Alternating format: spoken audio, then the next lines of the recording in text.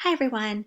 Today I'm going to talk to you about using comment banks to score student work in Speedgrader.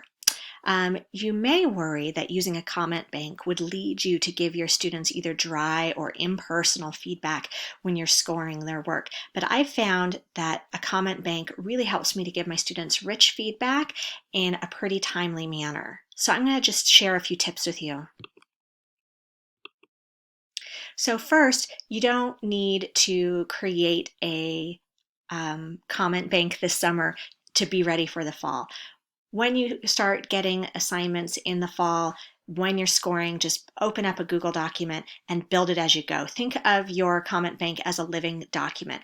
As you type some feedback to a student that you think you might use again in the future, just copy and paste it into that Google Doc. Tip number 2.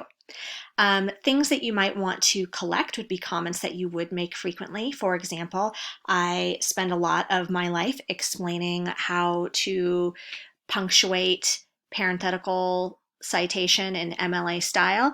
I don't want to type that fresh every time I'm grading an essay, so it's in my comment bank. I also have a lot of resources in my comment bank that I like to share with students. So here are a few examples of comments that I make frequently when I'm scoring essays. So here's an example. You can see it's really wordy. I wouldn't want to write that out every single time, but it's just talking about academic tone when we're writing, say, a research paper for English 102. I spend a lot of my time trying to encourage my students to adopt a more formal academic tone in this type of writing. I love that I already have this to just copy and paste into Speedgrader.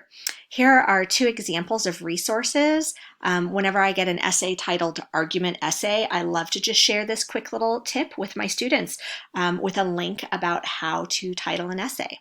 And I am frequently encouraging students to take advantage of resources on the GCC campus, like visiting the Center for Learning or submitting a paper to BrainFuse. So again, so simple for me to give these resources to students because I just copy and paste it out of my comment bank. Tip number 3, I think, is a really important one. I would encourage you to think of the comments in your comment bank as a seed. So yes, you have this general piece of information that you use for many students, but use it as a place to branch off and then add detail about that student's specific writing. So if I have a general comment about a thesis statement, I'm then going to follow it up with some detail about that student's thesis statement. Or if I have a general comment about using source material to support a topic sentence rather than using support material as a topic sentence, I'm going to use that comment from my comment bank, and then I'm going to talk to the student about his or her work specifically. So here's an example. I even leave myself room in my comment bank to remind myself to add a little bit more information for that student. So you have a nicely structured thesis statement. I see that, and then I could add some detail so I'm really communicating with that student specifically. Okay, for my last tip, I'm just going to show you some different ways to organize a comment bank. So here's a really general comment bank. I have it alphabetized, MLA general, paragraph structure, point of view, quotations.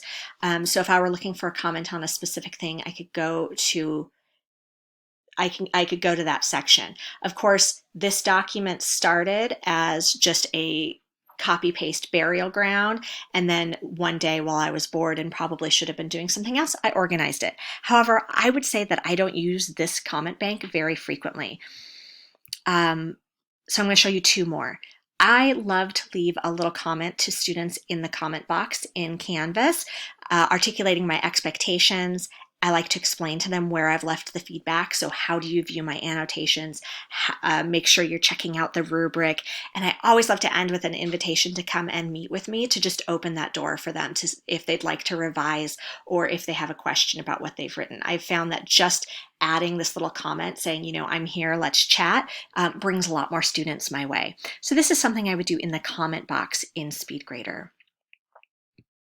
Here's an example of my favorite way to organize my comment bank today. Instead of alphabetical, I now have my comments organized as I would use them when scoring an essay. So of course I'm going to read that paper first, and then on my second round I'm going to want to put those comments in, and I can copy and paste these into those into an annotation box in Speedgrader. So you can see it's in order. I'm going to look at MLA style. I'm going to look at the title. Usually I'm going to start running into second person point of view right off the bat. I'm going to want to talk to them about their hook and how they've opened that intro. I'm going to want to give them feedback on their thesis, academic tone. So you could see that the way that it has become the most effective for me to organize my comment bank is in the order that things appear in an essay. So good luck. I hope that you'll give this a try and just let me know how it goes.